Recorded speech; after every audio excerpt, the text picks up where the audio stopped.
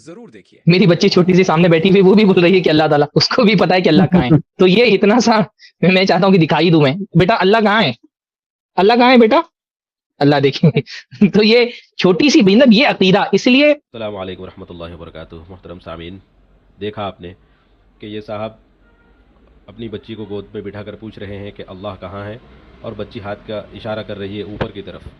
تو یہی بتانا چاہتے ہیں کہ اللہ تعالیٰ عرش پر ہیں، آسمان میں ہے، عرش پر ہے.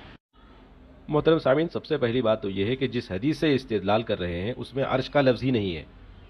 اور دوسری بات یہ ہے کہ یہ جو حدیث ہے ایک باندی کی، جس کے بارے میں حضور نے پوچھا کہ اللہ کہاں ہے، تو اس نے کہا آسمان میں. تو اس حدیث سے ماضی میں ان لوگوں نے دلیل پکڑی ہے اللہ تعالیٰ کے لیے جہد کے قائل تھے. تو آئیے ہم اسلاف سے معلوم کرتے ہیں کہ اسلاف نے اس حدیث کی کیا تشریح کی ہے. حافظ ابن حجر اسقلانی رحمۃ اللہ علیہ فرماتے ہیں کہ حضور اکرم صلی اللہ علیہ وسلم نے جب اس لونڈی سے پوچھا کہ اللہ کہاں ہے، تو جاریہ نے کہا کہ آسمان میں. تو حضور اکرم صلی اللہ علیہ وسلم نے اس پر ایمان کا حکم لگایا تاکہ وہ تعطیل میں نہ پڑ جائے، کیونکہ اس لونڈی میں عقل و فہم کی کمی تھی، اس لیے کہ وہ تشبیہ سے پاک تنزیہ کو سمجھنے کے لائق نہیں تھی، اور اللہ تعالیٰ تو اس سے بہت بلند و برتر ہے.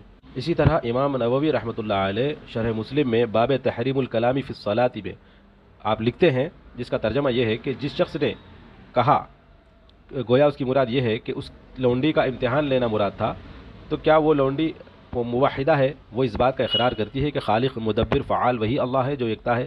وہ ذات ہے جو جب دعا مانگنے والے دعا مانگتے ہیں تو آسمان کی طرف منہ کر لیتے ہیں، جیسا کہ نمازی جب نماز پڑھتا ہے تو کعبے کی طرف منہ کر کے نماز پڑھتا ہے. اللہ تعالیٰ کی ذات ایسی نہیں ہے جو آسمان میں منحصر ہو، جیسا کہ اللہ تعالیٰ کی ذات کعبے میں منحصر نہیں ہے، بلکہ اس لیے کہ آسمان دعا مانگنے والوں کا قبلہ ہے، جیسا کہ کعبہ نمازیوں کا قبلہ ہے. یہ امام نووی رحمۃ اللہ علیہ فرماتے ہیں اس حدیث کے بارے میں. مطلب یہ ہے کہ اس حدیث سے جو لوگ استدلال لیتے ہیں کہ اللہ تعالیٰ آسمان میں ہے، ان کا استدلال لینا درست نہیں ہے.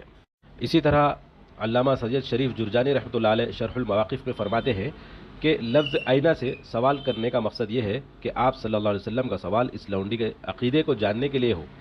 آیا وہ زمینی خداؤں کی پوجا کرنے والی ہے یا وہ اللہ جو آسمانوں کا رب ہے اس کو ماننے والی ہے؟ پھر جب اس لونڈی نے آسمان کی طرف اشارہ کر کے بتا دیا تو اس سے آپ صلی اللہ علیہ وسلم نے جان لیا کہ وہ لونڈی بتوں کی پجاری نہیں ہے. دوستو، اسی طرح امام رازی اساس التقدیس فی علم الکلام میں فرماتے ہیں کہ لفظ آئینہ کا جہاں استعمال مکان کے لیے ہوتا ہے، وہیں یہ قدر و منزلت اور درجات کو معلوم کرنے کے لیے بھی ہوتا ہے. کہا جاتا ہے کہ فلاں شخص کتنا بڑا ہے.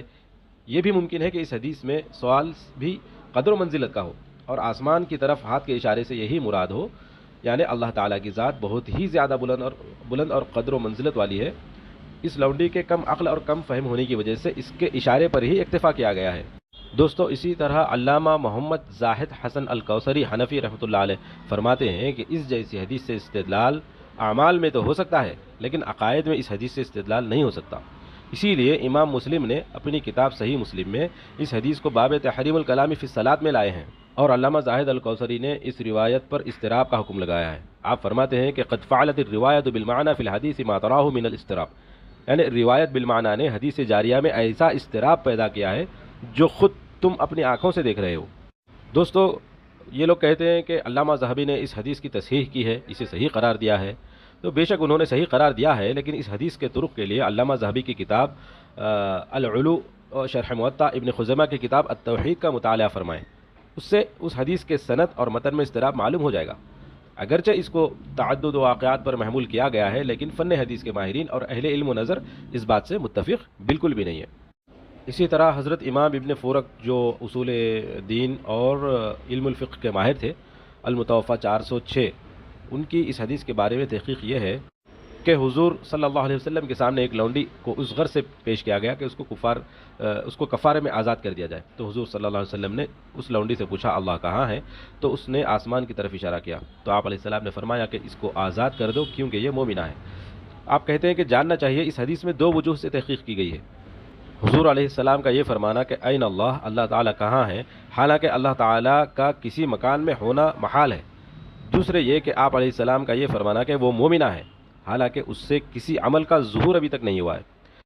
آپ کہتے ہیں کہ ہمارے اصحاب میں بعض نے کہا جب قائل یوں کہے اللہ تعالیٰ آسمان میں ہے اور اس سے اس کی مراد یہ ہو کہ اللہ تعالیٰ صفت کے لحاظ سے فوق ہے، نہ کہ جہت کے لحاظ سے، جیسا کہ فرمان باری تعالیٰ ہے اَأَمِنْتُم مَّن فِي السَّمَاءِ أَن يَخْسِفَ بِكُمُ الْأَرْضَ فَإِذَا هِيَ تَمُورُ.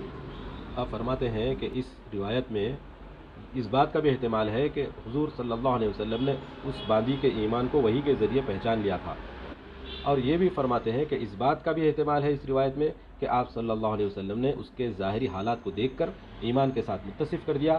ایسا ہی ایمان اس شخص سے مطلوب ہوتا ہے جس کو آزاد کرنا مطلوب ہوتا ہے، اور اس سے اعمال اور وفا کا ظہور معتبر نہیں جانا جاتا۔